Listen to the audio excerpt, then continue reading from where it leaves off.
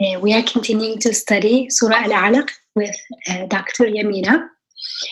This will be, inshallah, perhaps our last session. We are doing the final couple verses of the surah. As usual, Dr. Yamina will be leading the session. You're welcome to join in with your comments and questions either during the discourse or at the end. Interaction is highly encouraged as usual. May it be a blessed and fruitful session for all of us. Bismillah. Jazakumullah khair, Sister Yamina. Thank you, Isra. أعوذ بالله السميع العليم من الشيطان الرجيم.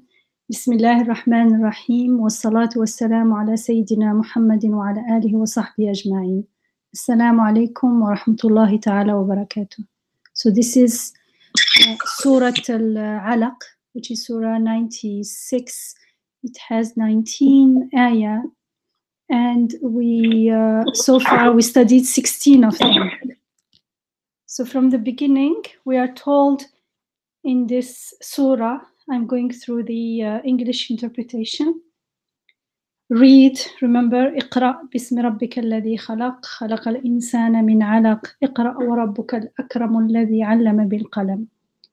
These were علم الإنسان ما لم يعلم. These 5 ayat were the first revealed ayat to the Prophet ﷺ, meaning this is how the Quran started its revelation. So we told, read in the name of your Rabb, your sustainer, who has created. He has created human being out of a clinging cloth. Read, for your Rabb, your sustainer, is the most generous, who has taught the use of the pen. He has taught human being what he did not know. Nay, truly, human being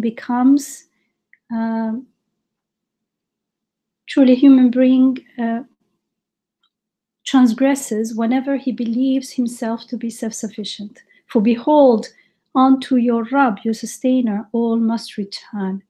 Have you ever considered him who tries to prevent a servant from praying? Have you considered whether he is on the right path or on the path of guidance, al-huda, or is concerned with God consciousness? Have you considered whether he denied and turned away?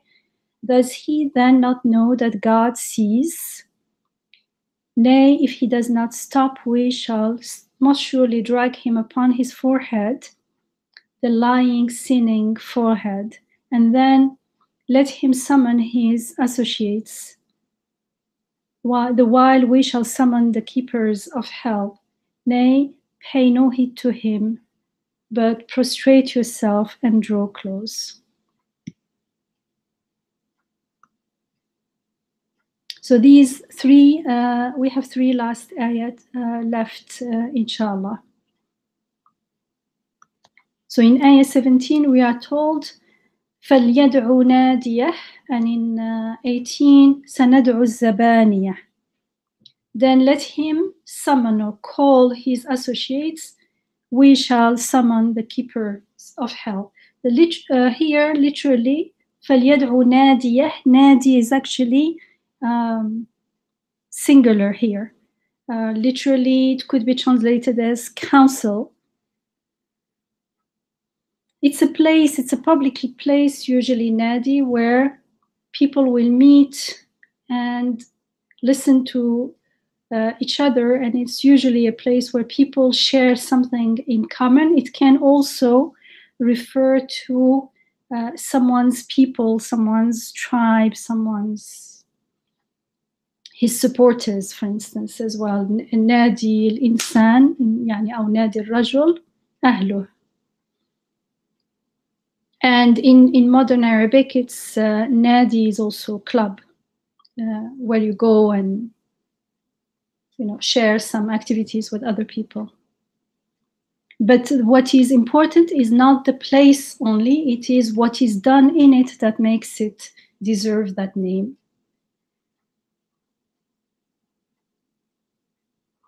So after, this is coming after Ayah 15, Ayah 15 and 16. Remember, in 15 and 16, we were told, if he does not stop, if he does not desist, we shall most surely drag him down upon his forehead or his forelock, the lying, sinning forelock, and then we are told, and then let him summon his associates, his supporters, his helpers.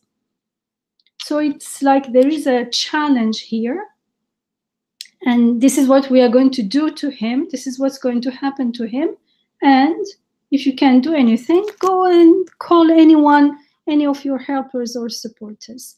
And the challenge carries on in the next ayah, in ayah 18, where we're told, we shall summon the keepers of hell. Sanadahu Zabaniya. And Zabaniya is, you could, I don't know, maybe you could translate it as security guards. It has been understood as referring to the angels that guard hell. So the keepers of hell are the angels. But Zabana is to protect or to guard something with force, like the guards of a prison, for instance. So it gives that connotation. You have that image when you see the word.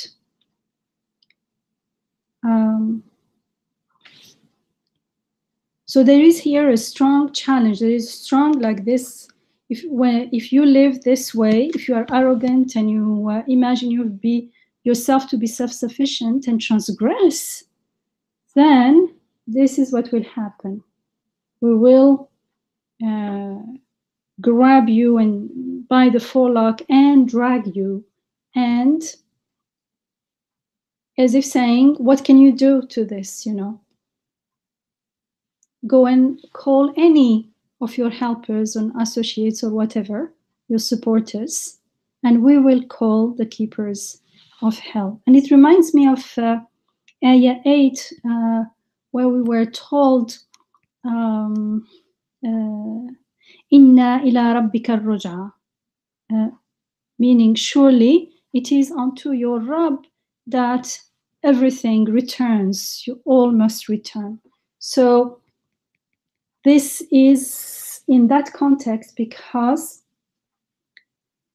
we can, whatever is stated in Ayah 15 and 16, it could be understood as referring to something happening here, or even if it does not happen here, surely it will happen in the hereafter, in Akhirah.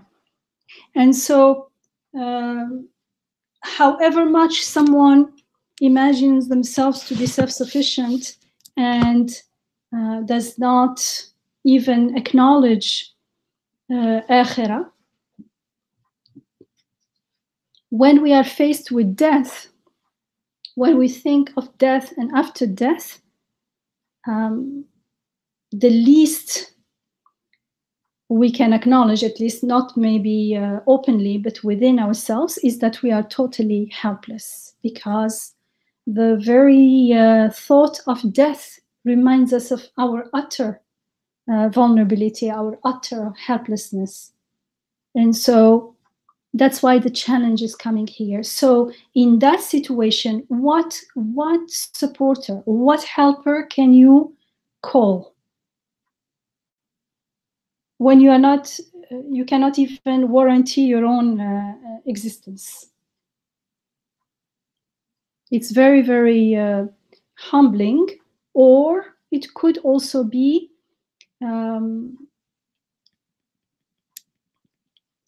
perceived as something very threatening, very scary, depending on our attitude. But from a believer's perspective, remember that such warnings like this are made to us to take into account while in this life. Therefore, we need to read them accordingly. Sometimes people read these kind of passages from the perspective of after death, after life, from the hereafter, even if they, some of them may not even be sure about the hereafter. And so what they're doing is they imagine themselves or other people after death, after they die, and then they imagine how these statements would be applied to them because the imagery is very vivid. And then they complain about how harsh these passages are. Now, this reading is totally misguided, because the truth, the purpose is that, the truth is that we are reading this text right now, not after we die.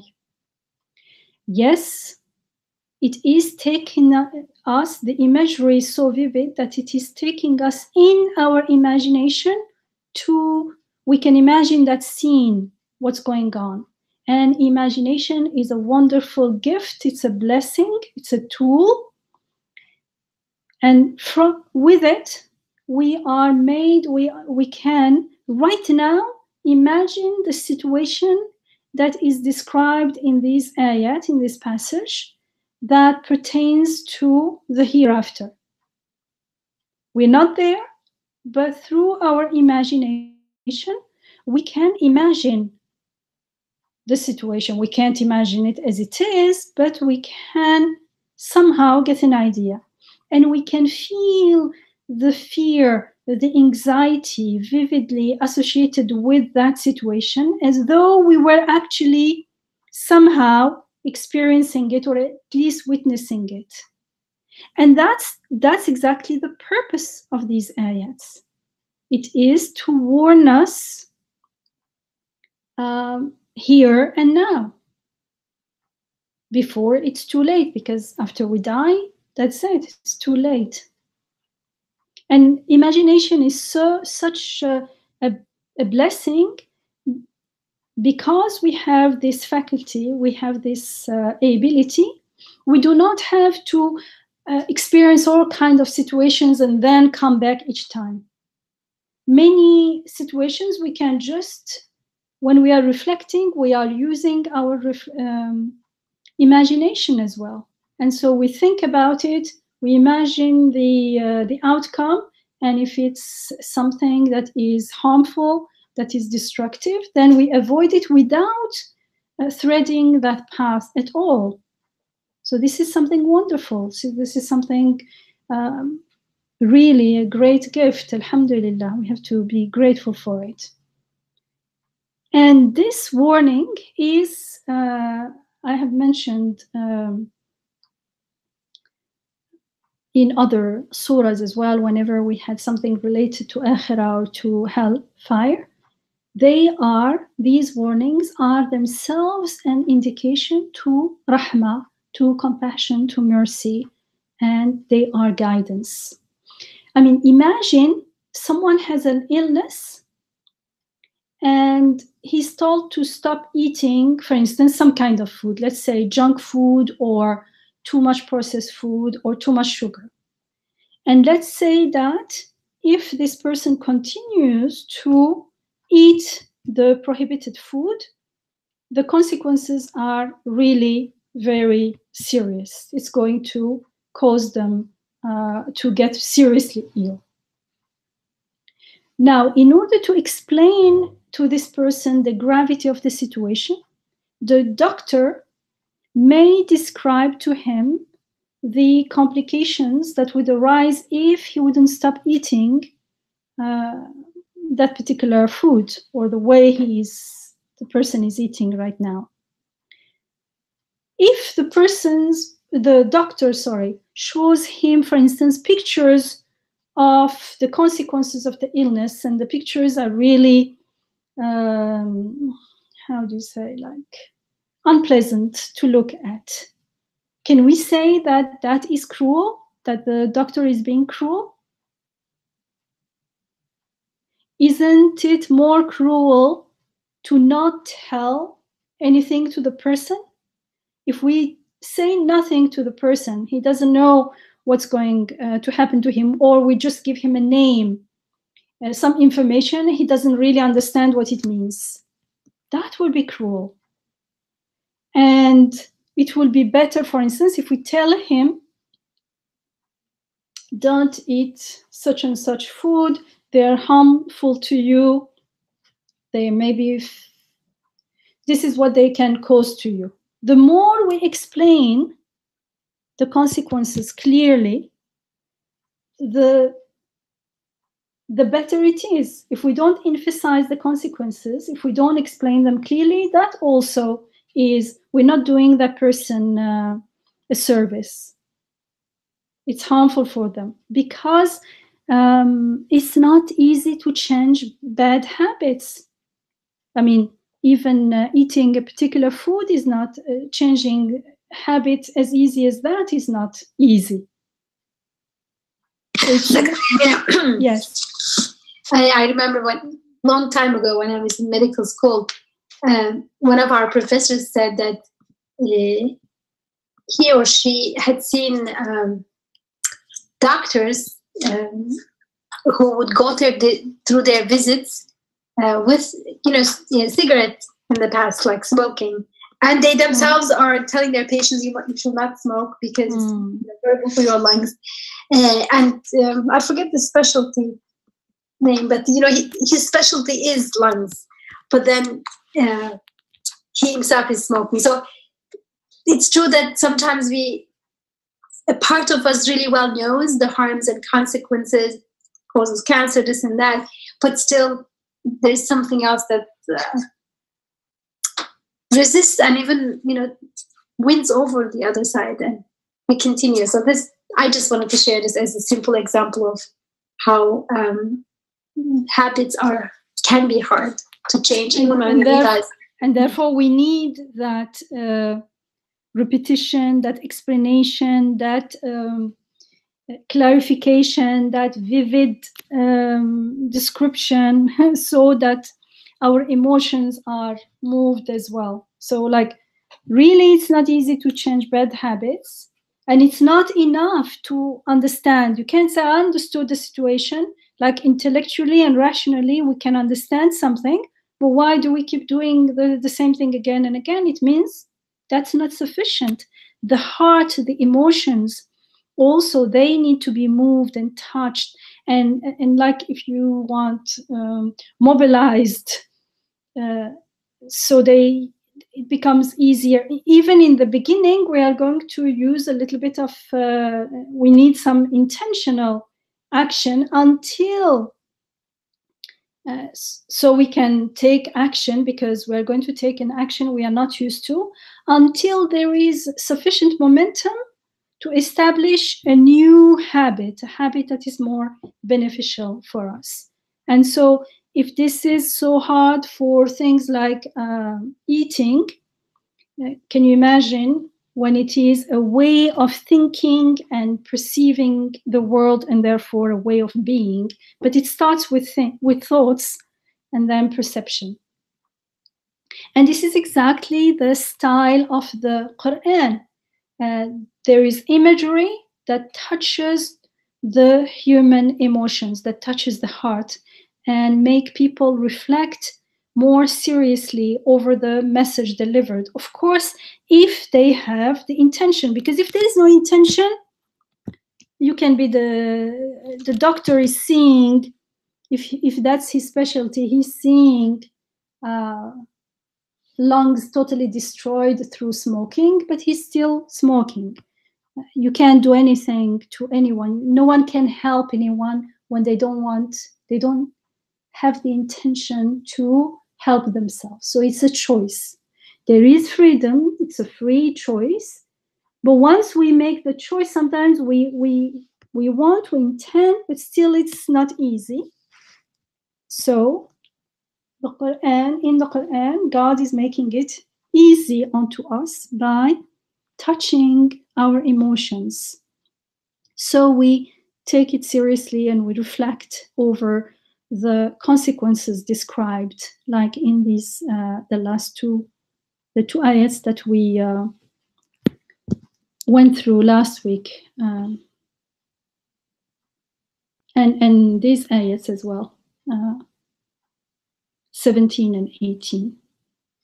So this mode of addressing us in the Quran indicate rahmah, God's rahmah, and His concerns for His creatures, for human beings especially, because we are the only one who use our free will to potentially harm ourselves and others, not only human beings, but the whole planet. And it reminds me always of the ayah in Surah Al-Zumar, which is Surah 39. In ayah 53, we're told, يا عبادي الذين أسرفوا على أنفسهم لا تقنطوا من رحمة الله إن الله يغفر الذنوب جميعا إنه هو الغفور الرحيم.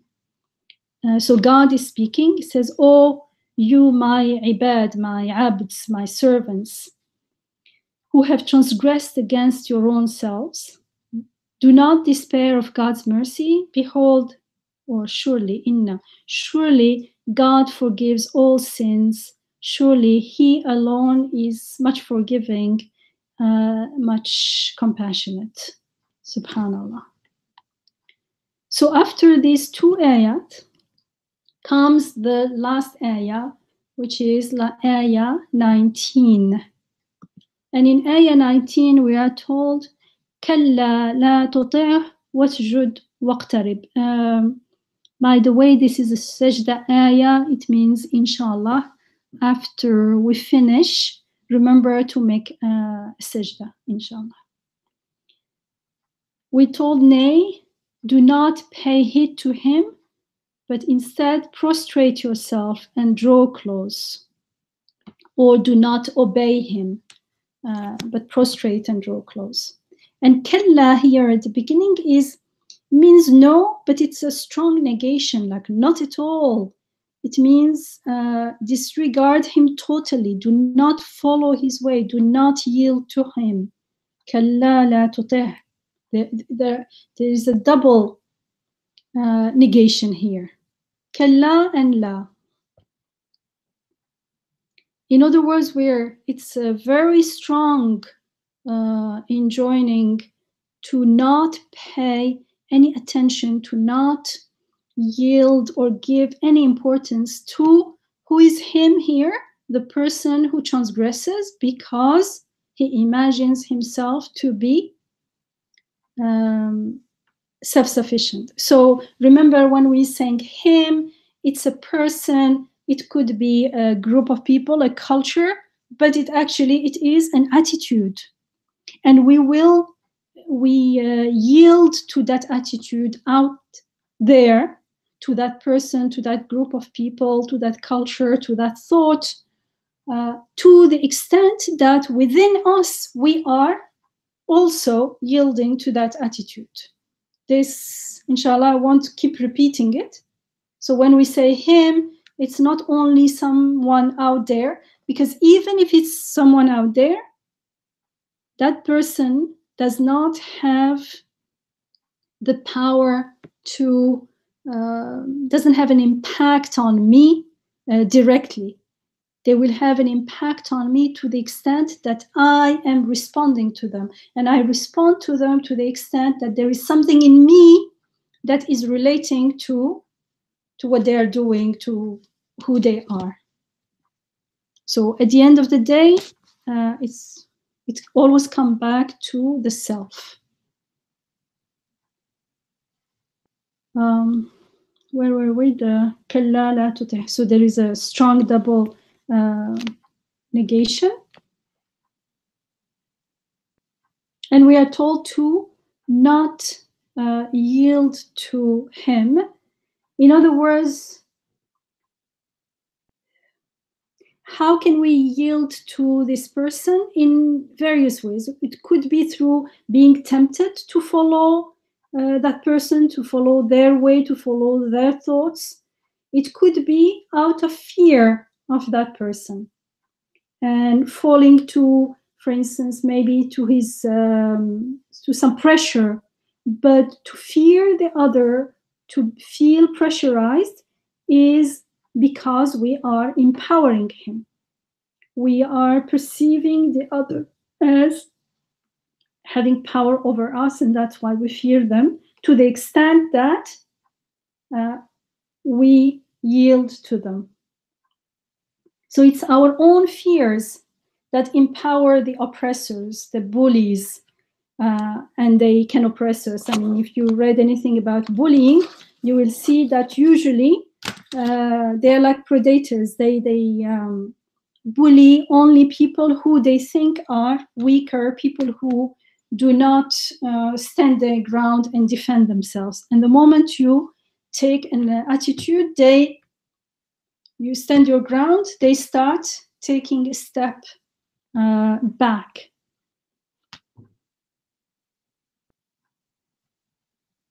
So it means there is fear of the other, and these fears are usually hidden.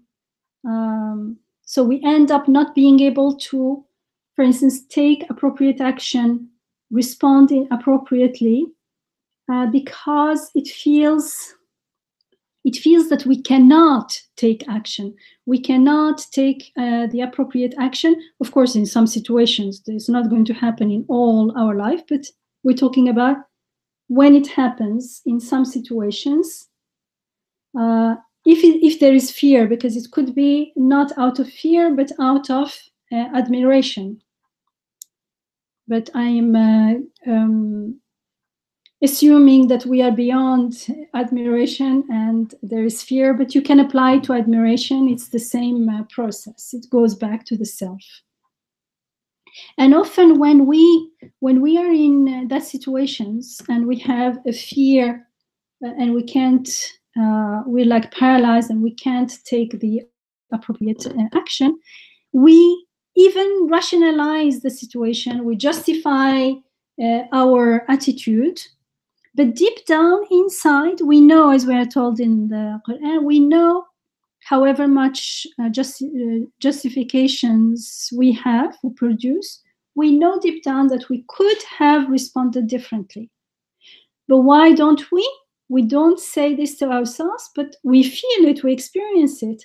What we are not clear about, why I'm saying it's unconscious, not because the fear is unconscious, we experience the fear, but the reason for the fear is unconscious. We don't know exactly why we fear it, and we make a whole story about it. Of course, it's like in this situation, everyone will fear this. Well, people may fear others, but they will still take action. They will stand their ground, for instance. They won't yield.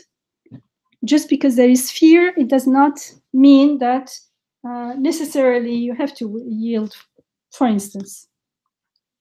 And the cause of these fears are our own beliefs. And these beliefs usually are going to be linked to some false idol. I'm not going to go into this because I talked about it in the previous weeks. Whenever in any point, in any area of our life, if we are not totally surrendering to God in that particular area, it means something else is more important than God for us. We're not aware of it, but that's the whole point. We need to be aware when we shed light in the darkness, it will go away. And the light is the light of Iman, a light of knowing God and believing in Him and trusting Him alone and fearing Him alone, and living in awe of Him alone and seeking help from Him alone, knowing that He is the sole source of our, for instance, rizq, our providing and everything. So in that, wherever there is a blind spot, there is fear there, a fear that paralyzes us instead of bringing us closer to God, because it doesn't mean that we will be fearless or reckless, but a fear that does not take us back to closer to God, but instead makes us fear others and lose our integrity in some ways. It means in that particular area we're worshiping a false idol. It means we're giving importance and power to something else. For instance, money. Maybe it's the job. I can't take a stand with my boss. I'm just taking the simplest thing that came to my mind. Sorry if it's not very good. You can help me and come up with a better example.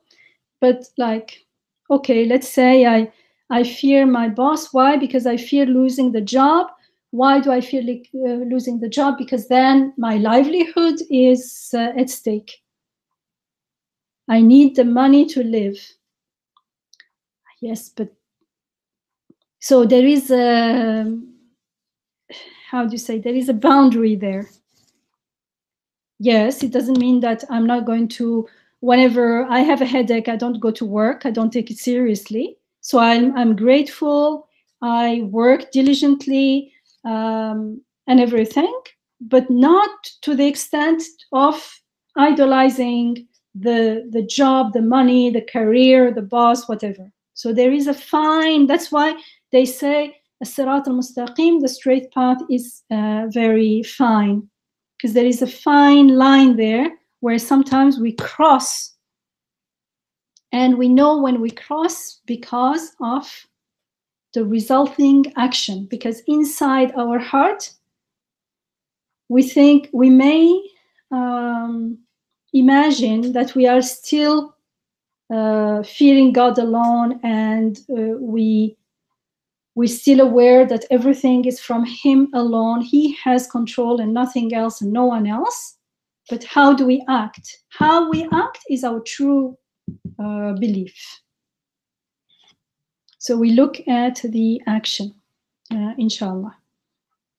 And then if we see something that we know is not in alignment with believing in God alone, then we make istighfar, we ask for forgiveness, and we check what misbelief we have that, what false belief we have there. Every false belief is linked to a false idol, which means a lack of total surrender to God in that situation, in that area. Why? Mostly because we do not have certainty that God is the one who has control over all things. He's the sole source of control. He has, and the point is so important that in the Quran we told repeatedly that all sovereignty belongs to God alone. And remember, repetition is a sign of importance of the issue, and it is also a sign that we need it a lot. The more something is repeated, the more we need it. Remember, we eat food a few times a day, we drink liquids more often, we breathe constantly. Which one do we need the most? Air, obviously. And there is no, you don't need to be like a genius to figure out why we need, if we air the most. If we stop breathing, then very quickly we'll be out of breath and we are in danger of losing our life. So we need air the most, it is repeated the most. And so when something is repeated again and again in the Quran, sometimes even the phrase can be exactly the same in different contexts, it means that you need it. This is what we are told. One of the indications, one of the meanings. Another meaning is that each time we need to pause and reflect on it within that context. So repetition also transforms information into belief.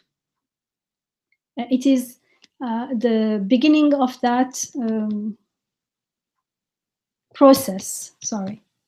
So when we learn to read the signs in the creation, remember the first ayah in this surah is about reading the signs, the ayat in the creation. اقرأ باسم ربك الذي خلق. Read in the name of your Lord, your sustainer, your Rabb, who has created, who is creating. So when we learn to read the signs in the creation, inshallah, we will be able to witness that these statements, for instance, the statement repeated in the Quran that Lahul Mulk, sovereignty belongs to God only, are true. These statements are true and they are correct. We will witness it because we will read the signs in the creation, in the world. And the more we witness them, we witness these statements, we witness this reality in the world around us and within us, the more we will, inshallah, confirm that indeed all mulk, all sovereignty, all control belongs to Rabbul Alameen alone, to the Lord, the sustainer of all worlds, our sustainer, everything's sustainers. And so the more our certainty increases, we won't, inshallah, forget anymore, because everything around us will remind us of this reality. Why? Because we would have learned to read the signs. So wherever we look, we won't see just things happening. We won't just see scribbles or scribbles. We will see writing because we learned to read. So we will read the sign, and it's like learning to read a new language. And inshallah, we will read the events around us until we have no doubt, until we have yaqeen. And so we can witness truthfully to this reality. See, in Surah Al-Fatir, Surah 35, Ayah 13, we are told, He, meaning God, He makes the night grow longer by shortening the day, and He makes the day grow longer by shortening the night. This is referring to the day and night cycle during the seasons. It changes, it gets longer and shorter. And of course, it's because of the rotation and revolution of the earth around the sun and the tilting, and so many things are going on here. So we're told He makes the night grow longer by shortening the day, and He makes the day grow longer by shortening the night, and He has made the sun and the moon subservient, each running its course for a term set. Thus is God. So, thus is God. ذَلِكُمُ اللَّهُ رَبُّكُمْ. That is God, your sustainer, your Rabb. Unto Him belongs all sovereignty. Lahul Mulk. Whereas those whom you invoke instead of Him, the false idols, they do not own so much as the husk of a date stone. The husk of a date stone is very thin and very fragile and very transparent, and it's almost like nothing. Can you see? Before we are told that this is God, who is your Rabb, who has control over everything, to whom all the sovereignty of everything belongs, we are first given an example in the creation, example that we witness on a daily basis. But often we do not pay attention to it because we haven't learned to read the signs. So we don't even see it. We forget that it is a sign. We just pass by the sign. And then we are told all sovereignty belongs to God, and we repeat it, but we say, but we keep forgetting, but because we have not done the witnessing. We have to witness it. It means we have to experience it, to see it, to live it, it has to be part of our reality. It is directly connected to reading the signs in the creation. Look at another ayah in ayah 6 of Surah Al-Zumar, Surah 39. We are told He has created you all from a single soul, from which He made its mate. He gave you 4 kinds of livestock in pairs. He creates you in your mother's wombs, in one stage after another, in threefold depth of darkness. Thus is God, or that is God. ذَلِكَمُ اللَّهُ رَبُّكُمْ لَهُ الْمُلْكُ. It's exactly the same expression, except here it says لَهُ الْمُلْكُ لَا إِلَهَ إِلَّا هُ. That is God, your Rabb, your sustainer. To Him belongs all sovereignty. There is no God, no deity, nothing worth worshipping except Him. How then can you lose sight of the truth? You see how each time it comes at the end, and after telling us to look at things around us. Here, it's our own creation, for instance. Look at how you are created in your mother's womb, in stages. Go and learn. You will understand, you will witness that is your Rabb. And the Rabb, the one who sustains everything from one stage to another, from one instant to the other, from one state of being to another, that is the Rabb, and that only He has control over everything. He is sovereign over everything. And then when this reality is established within us, when we witness it and we have yaqeen, we have certainty and no doubt, then it will be easy to not obey the transgressor. It means within ourselves, we won't obey the transgressor within us. To the extent that I do not obey the transgressor within me, to that extent, inshallah, bi'idhnillah, by God's mercy, I will not be tempted, or I won't fear and yield to transgression and transgressors in the world, inshallah. So this is repeated a lot in the Quran. We are told in ayah 2 of Surah 57, له ملك السماوات والأرض يحيي ويميت وهو على كل شيء قدير. To Him belongs the sovereignty over the heavens and over the earth. Why? Look, He grants life and He deals death, and He has the power to will anything. Always the evidence is in the creation. It means it's an observable evidence, something that we can witness. That's why the Shahada is so central to being a Muslim, a surrenderer to the will of God. In ayah 5 of Surah 57, the same surah, just few ayat after, we are told again, له ملك السماوات والأرض وإلى الله ترجع الأمور. To Him belongs the sovereignty over the heavens and the earth, and all things go back onto God.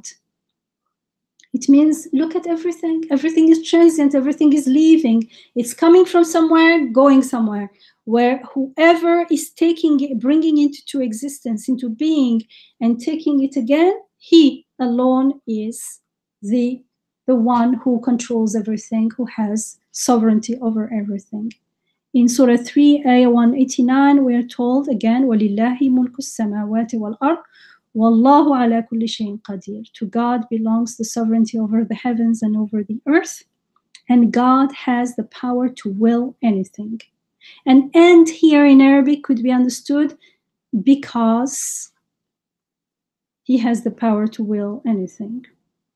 In Surah 5, Ayah 12, we're told again, to God belongs the sovereignty over the heavens and over the earth, and all that they contain. There is an emphasis here more, and He has the power to will anything. Surah 9, Ayah 116, truly to God belongs the sovereignty over the heavens and over the earth. He alone grants life and deals death, and there is none besides God that could protect you or bring you help. Surah 24, ayat 42. For to God belongs the sovereignty over the heavens and the earth, and with God is all journeys end. This is very important, this ruj'a, this ruju', this masir, everything going back to Him is something that we need to ponder and reflect on. Remember, death is not only one day we will die, it is a process that everything is going through. That's why everything is changing, everything is passing. They're passing, but something, they're being replaced. So when we become aware of death, of the passing, we become aware of the creating and the bringing things into existence and the sustaining. That's why I always repeat, because it is repeated in the Quran, that if we are not attentive to the transience of everything, then we won't be able to see how everything is being sustained here and now. And so we won't be able to read the ayat, the signs, because we won't be able to perceive them or experience them as signs, because it will seem almost like things are static, and from time to time things are changing from here to here. And of course, this is going to happen in the world to the extent that we experience it within ourselves. That's why reflection is very important. Tafakkur and tadabbur and contemplation is very important. That's why we're told in the Quran, تفكر ساعة خير من عبادة سنة أو عبادة 60 سنة. The contemplation of 1 hour is better than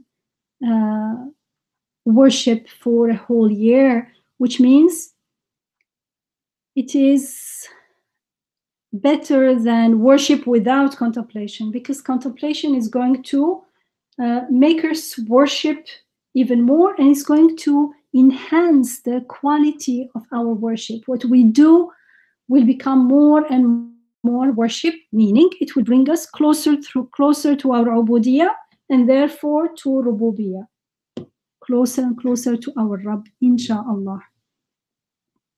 So this is repeated a lot in the Quran. These are just few examples, and it's important because the more we witness this, and the more our certainty in the sovereignty of God increases, the more we will be able, inshallah, to surrender fully to Him. And we won't fear others. We won't ascribe power to them. As we are told in Surah Az-Zumar, Surah 39, Ayah 44, say, all intercession belongs to God alone. To Him alone belongs sovereignty over the heavens and the earth. Then unto Him you shall be returned. The intercession, nothing has intercession, nothing can harm, or as we are told again and again in the Quran, nothing can harm you or benefit you in itself, from itself. It is only by God's leave that they benefit you or harm you. And if the whole world were to come together to harm you, if God does not will it, they won't be able to do it. And if they all come together and want to help you, unless it is God's will that it happens, it won't happen. This is very important. The more we understand and grasp this reality, the more we will be at peace with the world, with ourselves, with what's going on while we are reading the signs. And remember, when we are at peace, this is an inner peace. It's not, I may be sad and at peace. I may be sad or angry and at peace. Angry, but not an anger that is destructive, but an anger that is brings me closer to God, brings me to ask for help, makes me take useful action. So in that sense. And when we are certain beyond any doubt that God alone has sovereignty, has control over everything, and when we are witnessing this reality, then unless we have no intention to surrender, it will, inshallah, be made easy unto us to surrender to our Rabb and to trust Him, especially in times of crisis, when things that are difficult, when we are in hardships. And practically, this means that we do not empower others than God, anything other than God, and especially not the transgressors, because the transgressors, they may have apparent power, but that power can only harm me bi'idhnillah, by God's leave. It doesn't mean that I will act recklessly, but it doesn't mean that I will humiliate, how do you say, submit and humiliate myself and let them oppress me and bully me without standing my ground, without doing whatever I can.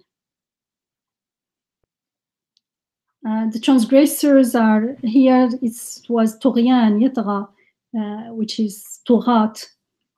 And inshallah, so we will not panic and become paralyzed with fear of Tughyan, transgression and oppression. Sorry. It will be made easier unto us to stand our ground with wisdom, with justice, not foolishly, not recklessly. Because even if we possessed power, we could not use it unjustly and irresponsibly as the transgressors and the oppressors do. Because we believe in God, it means we believe in justice, we believe in equity. And so we need to uphold justice and equity in the name of God, Bismillah, as we are enjoined. For instance, in the Quran, we're told, Inna Allah ya'muru bil-adli wal-ihsan wal-ihsan. So surely God enjoins justice and ihsan. And remember, ihsan, a part of ihsan or the outcome of ihsan is doing good. This is in Surah Al-Nahl, Surah 16, Ayah 90. So the total surrender to God alone and the trusting God is symbolized by the sajda, by the prostration before God. In prostration, when we are prostrating to God, to our Rabb, physically, and of course it's also a metaphor. So we don't when we prostrate physically, inshallah, the more we know God, the more we're conscious, the more our iman increases and it's grounded, the more we will prostrate with our whole being before Him. We will, as though we are declaring our ubudiyah before His and submitting to His rububiyyah. Expressing that surrender. Yes, and we are expressing the surrender. We're like embodying it, and it is a symbol of our ubudiyah, a symbol of our being totally. We're asserting that we're totally dependent on His rububiyyah, on His sustaining, which is just the opposite of the attitude described, the transgressor who imagines himself to be self-sufficient. So can you see how we're told to do exactly the opposite? Because that's the only way we can protect ourselves inwardly and eventually, inshallah, outwardly from transgression. So like effectively when we prostrate intentionally, consciously, inshallah, or the more consciously we prostrate, we are actually effectively not obeying that person. We are not obeying that attitude, that delusional, that destructive, transgressive, can you say transgressive attitude? In other words, the solution to protect ourselves from succumbing to the influence of or the transgression of this transgressor within us and out there is to prostrate before God, not before our idols, not before idols, let's say they're not our idols, inshallah, not before idols, out and in, not before oppressors, however powerful they may seem. And in order to be able to do this, meaning in order to stand our ground before the transgression, the potential transgression within ourselves and the transgressors out there, and in order not to bow down to them, we need to prostrate to God alone in all its senses, whatever prostrate means, not only physically, but emotionally, totally, completely.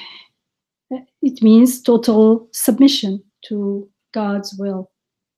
And to the reality, God's will is the reality, how I am, who I am, my vulnerability, my being totally dependent on Him is His will, and it is my reality.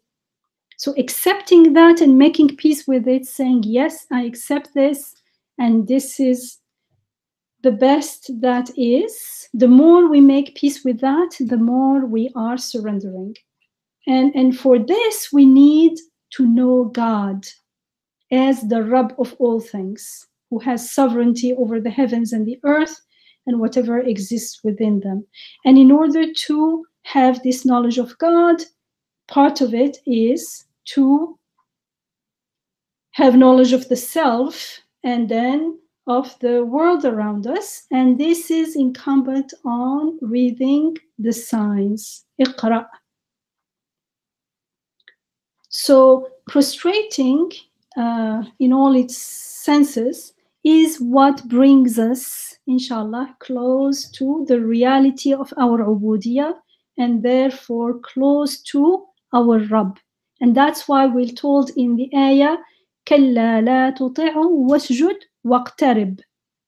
Do not obey him, nay, do not obey him, but prostrate yourself and draw close. So this is the formula to draw close. وَاسْجُدْ وَاقْتَرِبْ. Be qareeb, be close. And we taught in the hadith, أقرب ما يكون العبد من ربه وهو ساجد فأكثر الدعاء. So we told the Prophet ﷺ said, the abd, the servant, the worshipper, is nearest to his Rabb during prostration. So increase your supplications, your dua, while you are in sajda, in prostration. Subhanallah. Also remember that God is always close to us, but we can be unaware of this reality. And when we are in ghafla, when we are in heedlessness and we are unaware of this reality, or to the extent that we are unaware of this reality, it feels as though He is far, when in fact it is ourselves who remain away from Him by ignoring the reality of His closeness unto us right here and now. I mean, He is close to us because He is our creator, He is our maker, He is our sustainer right now, He's our Rabb. And that's why we told in the Quran in ayah 16 of Surah 50, وَلَقَدْ خَلَقْنَا الْإِنسَانَ وَنَعْلَمُ مَا نعلم ما توسوس به نفسه ونحن أقرب إليه من حبل الوريد. It is we who have created human being, and therefore we know what his innermost self whispers within him, for we are closer to him than his jugular vein. So you see why God tells us we are closer than to him than his own neck, neck vein, where it is a symbol of life, because he's saying we have created you. We are the one creating you right now. And so we know anything that goes within you and we are closer to you. That me that I say, me is from him. It's a borrowed I that I have. It's a borrowed life. It's a trust life. It's not mine. And in Ayah 186 of Surah 2, we are told, and if my servants, if my عباد, وإذا سألك عبادي عني فإني قريب أجيب دعوة الداعي إذا دعاني فليستجيبوا لي وليؤمنوا بي لعلهم يرشدون. If my servants, if my ibad, my abds ask you about me, so God is speaking, behold, I am surely near. فإني قريب. I respond to the call of him who calls whenever he calls unto me. Let them then respond unto me and believe in me so that they might be rightly guided. So when we respond unto God, when we believe in God, we realize that he is very close to us. And who benefits from that realization? Me. Why? Because أنتم الفقراء إلى الله والله غني حميد. Because we are the ones who are in need of his sustaining. So it is to our benefit that we are given all this guidance, and we are taught, we are shown the path to finding the source of all what we need, which is all with him. So let's also keep in mind that in the Quran, prostration refers to submission to the will of God in general. Like we're repeatedly told that everything prostrate to God. For instance, in Surah Al-Nahl, Surah 16, Ayah 48 and 49, we are told, they here refers to the disbelievers. Do they not see that whatsoever God has created casts its shadow to the right and to the left, prostrating to God in a state of humility? For it is to God that everything in the heavens and the earth prostrates, every creature that moves and the angels, for they are not arrogant. So you see the fact that everything has a shadow, that is a law of creation. God has willed that. Right now I'm sitting and I can see that everything has a shadow. And as I move my hand, the shadow of my hand moves with it. This is a law of creation. This is his will. And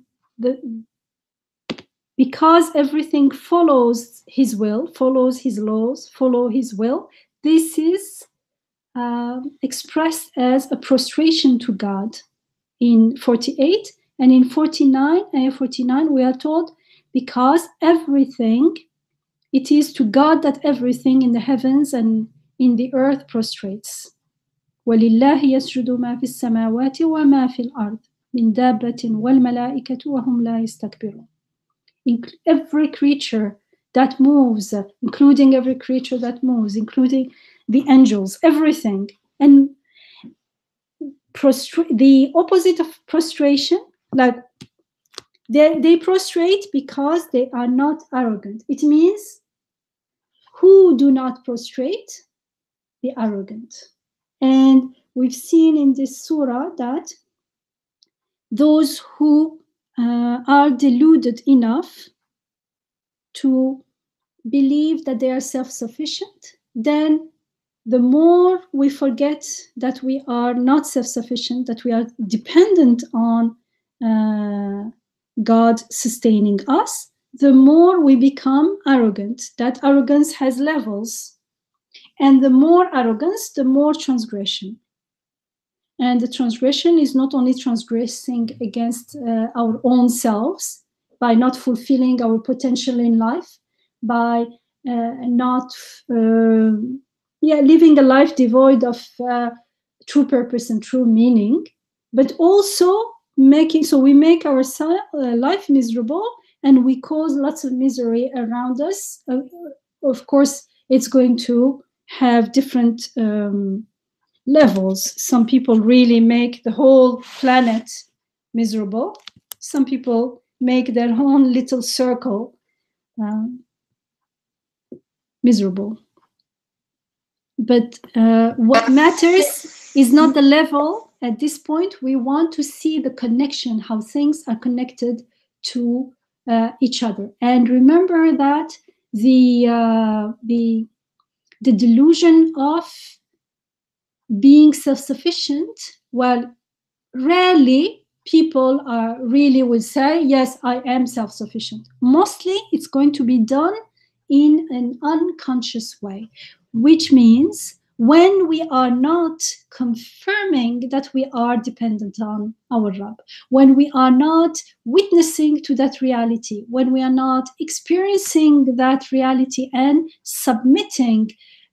actively submitting to the will of God, actively prostrating in all manners, not only physically, to God, when we are not doing that, it's very likely that we forget that reality and then live as though there is no akhirah, meaning as though we are here forever and as though we were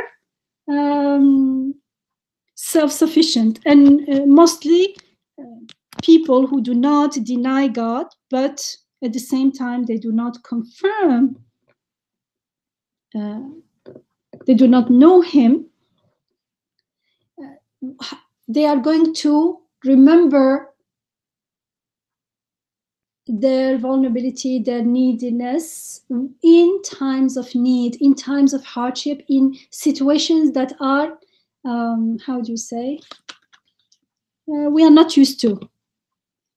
Because otherwise, our life, usually, we establish some sort of routine and then we start taking things for granted.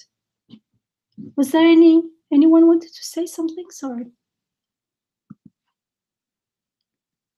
Yes, I just wanted to say that when you mentioned doing injustice or transgressing against ourselves, I think these two verses that at the end point, the way it's, the verses follow each other really highlight this point, because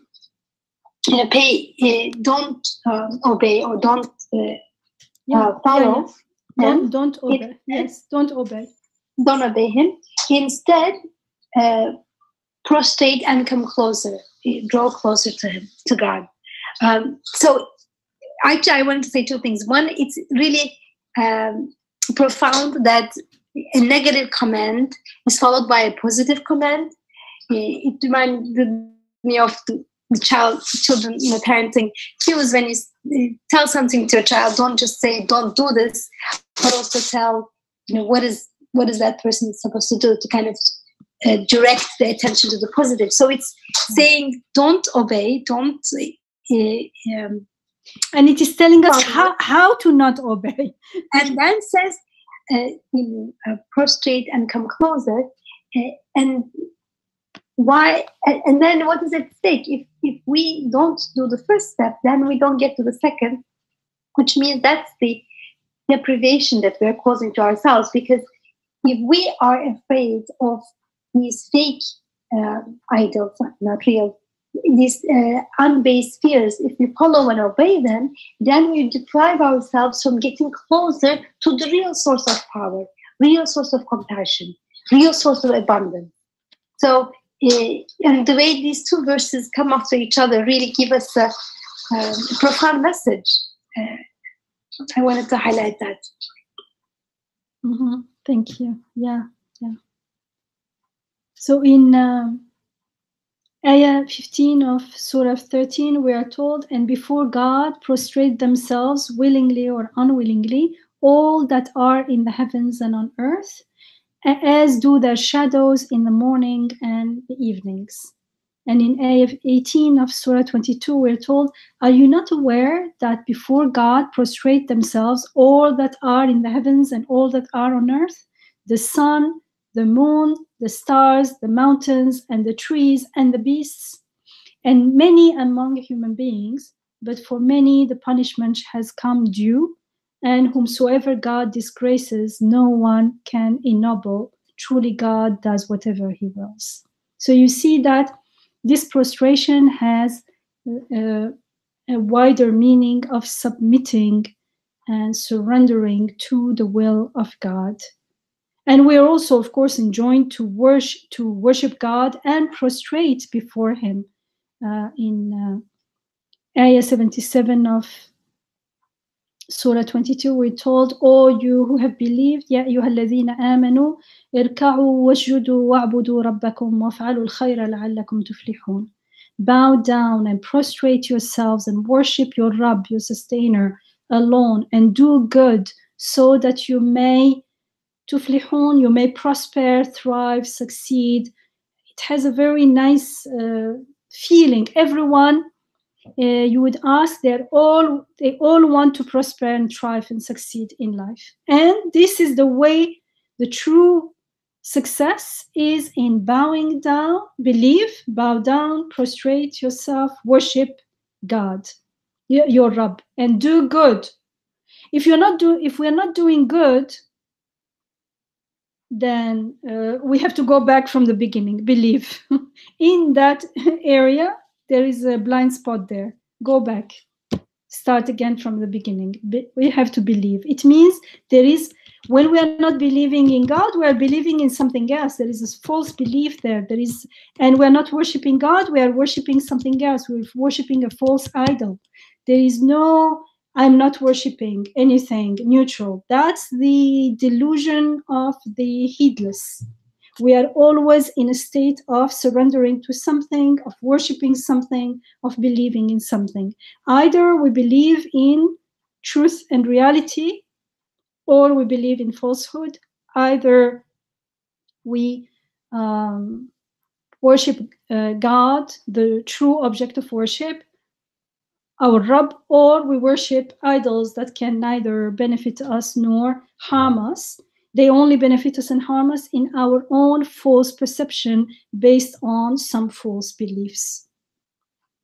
And in the last two ayat of Surah Al-A'raf, which is Surah 7, we're told, and remember your Rabb, your sustainer, within yourself, within your soul, humbly and in awe, and without raising your voice in the morning and in the evening, and do not be among the heedless. وَلَا تَكُنْ مِنَ الْغَافِلِينَ. Surely those who are near unto God are not too arrogant to worship him, and they glorify him and prostrate unto him. And you see again, they are not لا يستكبرون, they are not arrogant, لا يستكبرون عن عبادته ويسبحونه وله يسجدون. وله يسجدون, and they prostrate to him alone, because it doesn't say ويسجدون له. They prostrate to God alone, subhanallah. And so in the last ayah, the sajda ayah, we are told when we go into sajda, when we go down in sajda, in prostration, it is our forehead, our forelock, the forelock area that touches the ground. Remember last week, I had mentioned that the forelock, the forehead, symbolizes two things: a person's pride and dignity and knowledge. And so when the transgressors. The transgressor is grabbed and dragged by the forelock. It is a sign of humiliation and a sign that he has no knowledge. It's a sign he is ignorant. His knowledge has been, because of his arrogance, whatever information he learned, he did not use it to learn, to obtain knowledge of the reality. Because if he's still stuck in arrogance and in delusion, he can't have true knowledge of reality. He has only information of things that has been distorted through his distorted perception. So in the case of the transgressor, who, again, I'm repeating this just to make it clear for ourselves, transgressors means he imagines him, or not means, but the transgression, we were told, is the consequence of imagining oneself to be self-sufficient, and as a result he rebels against his Rabb and in his own fitra in which he's been created. And this, the resulting is ignorance, and because of his arrogance, that leads him to transgress and to become deserving of being grabbed and dragged by the forelock, as we told in Ayah 15 and Ayah 16. And now we're told that the one who chooses to prostrate to God, he's saved from prostrating anyone else. Like we know this from other passages from the Quran. Here we are shown the way to be saved from humiliation. Not only humiliation in Akhirah, but humiliation in this world as well. Because the more we prostrate to God alone, it means we are not prostrating to anything else. It's again about putting your head down, but the other one, the head down, is a sign of humility, and here, humiliation, sorry, it's not humility. And here it's a sign or a means to draw close to God, to our Rabb, and it's a way to gain to dignity, the dignity of being his abd, worshipping God alone, and everything else is created to be at your service. Everything else is a blessing, a servant of him. They are all his creation. And so we don't have to bow to anything else.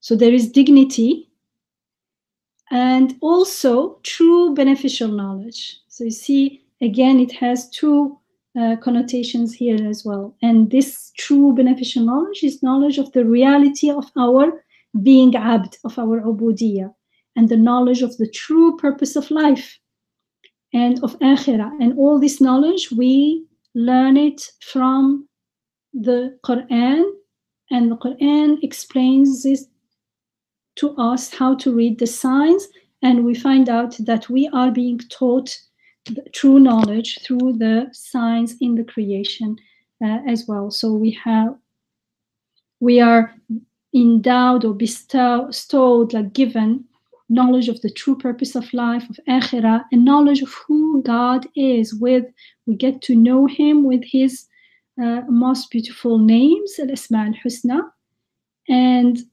this leads us to find safety and meaning and purpose and everything else that the human heart and the soul long for, as we're told, الذين آمنوا وطمئن قلوبهم الذين آمنوا وتطمئن قلوبهم بذكر الله ألا بذكر الله تطمئن القلوب. Those who believe and whose hearts find peace and rest in the remembrance of God, in dhikrillah. For truly it is in the remembrance of God in dhikrillah that hearts find peace and rest. So you see how this issue of knowledge again links back to the beginning of the surah, Iqra, read in the name of your Rabb who has created. And this enjoyment at the very end of the surah, this prostrate and come close, wasjud waqtarib,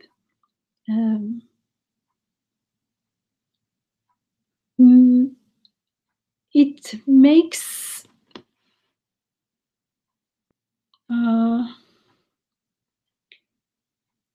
how would I put it?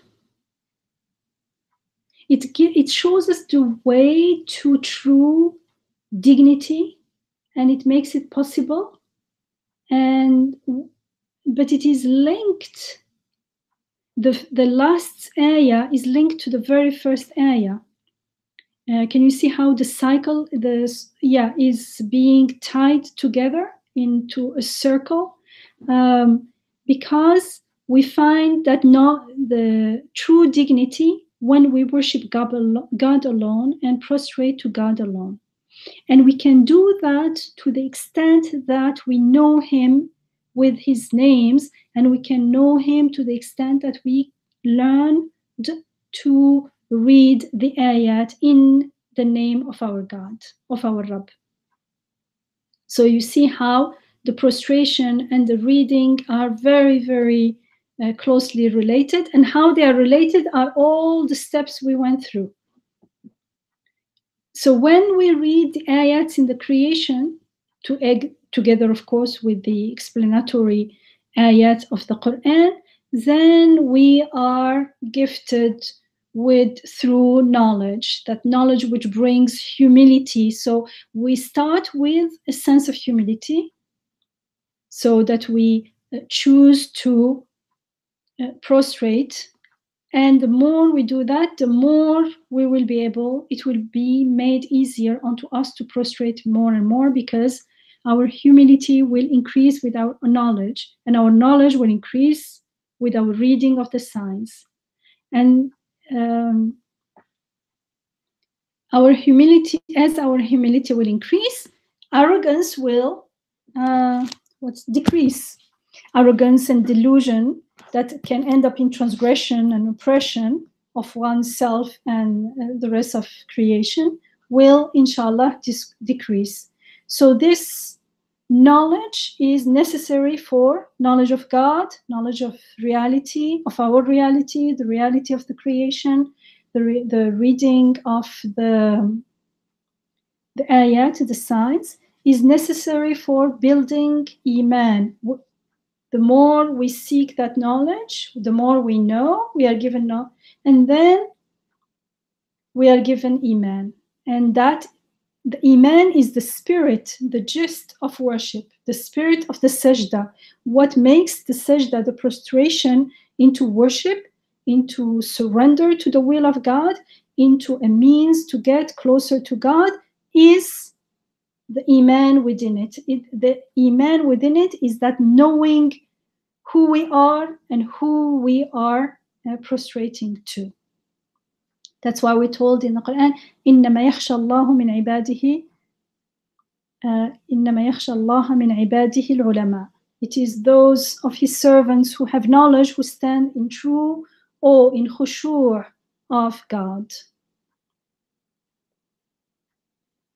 Sorry, in yakhsha, in khashya of God. So another point is that sajda is an action. So there is iman, but we need to take an action on that iman. That's why we're always told iman and then amalu salih, or doing good after that, acting on that iman. And that iman, that action could be something symbolic. Even when we are doing something very nice, it's actually the action, our actions doesn't create the result, but still we need to take it.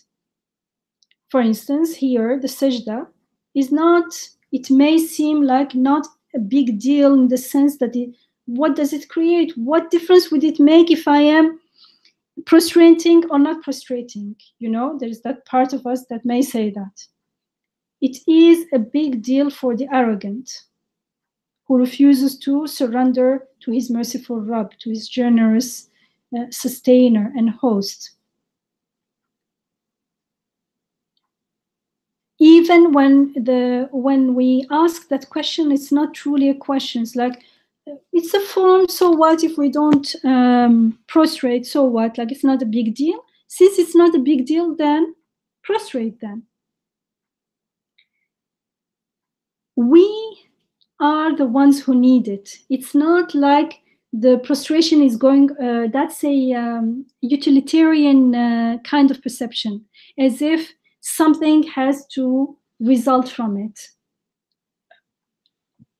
I don't want to go into causes don't create, but even if we don't go there, it is not because the sajda is going to do something out there. It's because the sajda does something to me when I accept to humble myself and to go in prostrate before my Rabb.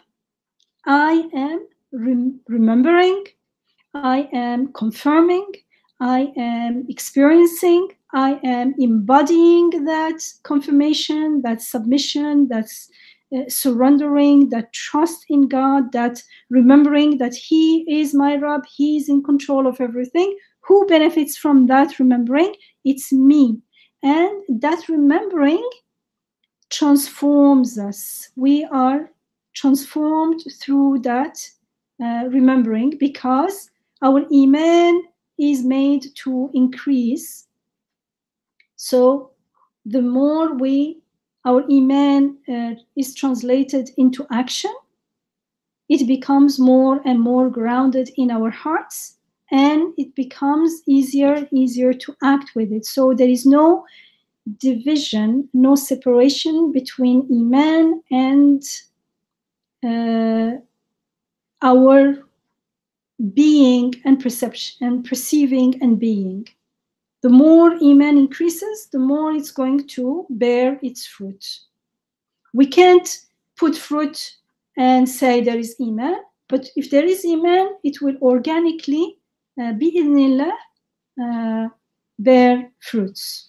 And we are brought closer to our ubudiyah, to our being abd, to our vulnerability, to making peace with it, to even celebrate it, to be grateful for it, and to know our Rabb better and better, to be more and more grateful to Him, to worship Him more. And that attitude is worship. That gratitude is worship. That knowing Him with His name is worship. And it brings us closer to our Rabb. And those who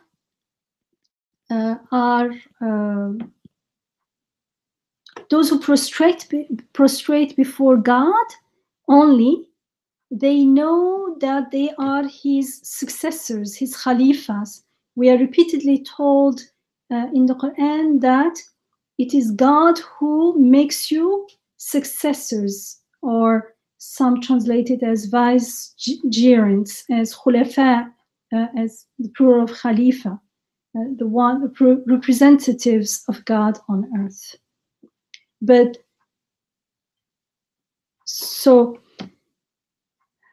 I'll end with a passage from Surah An-Naml, Surah 27, Ayah 59 to 56. We are told, say, all praise and thanks, alhamd, are due to God. قُلِ الْحَمْدُ لِلَّهِ وَسَلَامٌ عَلَى عِبَادِهِ. And peace be upon His servants whom He chooses. Is not God far better than anything to which they ascribe as partners to Him? Nay, who is it that has created the heavens and the earth, and who sends down for you water from the sky?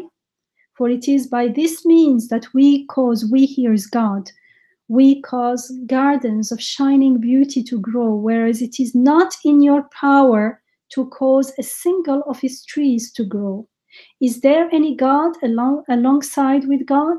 Ilahun ma'allah? Nay, they who think so are people who swerve from the path of reason. Nay, who is it that has made the earth a fitting abode for living things, and has caused running waters to flow in its midst, and has set upon it mountains firm, and has placed a barrier between the two great bodies of water? Could there be any is there any God alongside with God? Ilahun ma'allah? Nay, most of those who think so do not know. Nay, who is it that responds to the distressed when they call out to him? And who removes the cause of that distress? And who makes you khulafa of the earth? Who makes you his successors on earth? Is there any God alongside with God? Ilahun ma'allah? How little you reflect. And who is it that guides you in the midst of the deep darkness of land and sea? And who sends forth the winds as a glad tiding of his coming rahmah? Is there any God alongside with God? Ilahun ma'allah? God is exalted above any partners they may ascribe. And who is it that creates in the first instance and then brings it forth anew? And who is it that provides you with sustenance out of the heavens and earth, out of heaven and earth? Say, if you think so, produce your evidence, if you truly believe in your claim. Is there any God alongside with God? Ilahun ma'allah? Say, none in the heavens or on earth knows the hidden reality of anything except God, and neither can they perceive when they shall be raised from the dead. Nay, their knowledge of the life to come stops short of the truth. Nay, they are often in doubt as to its reality. In fact, they are blind to it. You see how beautifully in the Quran we are reminded again and again, who is your Rabb? Is there any God other than him? How can you be so deluded at the end? And in order not to be deluded, in order not to forget, we need to learn to read the signs. For that, we need to make the intention to choose. In the beginning, it's going to take some effort. And then the more we read the signs, it's like a language of the divine names. The more we'll see the divine names in everything. And so the creation, the world, life, instead of making us forget about our purpose in life and about God, will, to the contrary, they will all remind us of him. They will all tell us about him. They will all glorify him and proclaim his names and proclaim his the realities of that we are learning in the Quran. You see all this passage I shared, it all refers to the creation. And so when we start looking and reflecting on contemplating on the creation and read the signs, everything that happens in our life will lead us back to him here and now in everything. And we will see, as we are told in the Quran, wherever you turn, thamma wajhullah, there is the countenance of God, the face of God. It means the aspect of things that look to God, to his beautiful names, to akhirah. Inshallah. So inshallah, we will end here. This is the end of our journey with this beautiful, very full of meaning, full of guidance of this surah. ربنا اغفر لنا ذنوبنا وإسرافنا في أمرنا وثبت أقدامنا وانصرنا على القوم الكافرين. الحمد لله الحمد لله الحمد لله الذي هدانا لهذا وما كنا لنهتدي لولا أن هدانا الله لقد جاءت رسل ربنا بالحق. Thank you.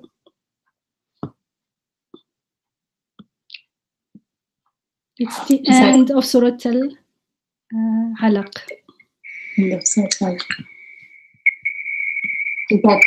I mean, it's the end. Studying it this way, it's not the end. Inshallah, it will be the beginning. Inshallah, it is the beginning of interacting with it more meaningfully. Inshallah. Is there anyone who wants to ask a question or make a comment?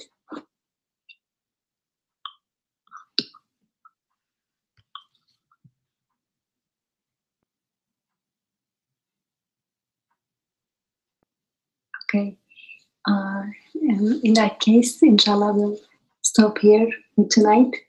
May you have, inshallah, a beautiful week, and may we meet again soon. Assalamu alaikum. Inshallah. Thank you.